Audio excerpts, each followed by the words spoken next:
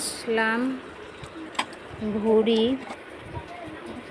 ভালোভাবে ধুয়ে পরিষ্কার করে নিয়েছি। দিয়ে দিলাম পেঁয়াজ, আদা রসুন বাটা পরিমাণ মতো, জিরা বাটা, এলাচ দারচিনি বাটা, পরিমাণ মতো লবণ, পরিমাণ মতো হলুদ, পরিমাণ মতো মরিচ, দিয়ে দিচ্ছি ধনে গুঁড়া পরিমাণ মতো। এরপর দিয়ে দিলাম তেল। ভালোভাবে এটা মাখিয়ে ভালোভাবে নাড়াচাড়া করে এটাকে ভালোভাবে মাখিয়ে দিয়ে দিতে হবে পানি। অল্প একটু পানি অ্যাড করে দেব। প্রেশার কুকারে সেদ্ধ হয়ে গেছে, তাই আমি কড়াইতে বসিয়ে দিয়েছি ঝোলটা শুকানোর জন্য। দেখুন কালারটা কি সুন্দর এসেছে। এভাবে আপনারা রান্না করে ট্রাই করে দেখতে পারবেন।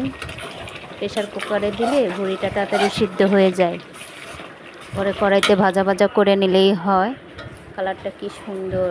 আপনারা আমার চ্যানেলে লাইক কমেন্ট শেয়ার করে দেবেন। এভাবে রান্না করবেন আপনারা।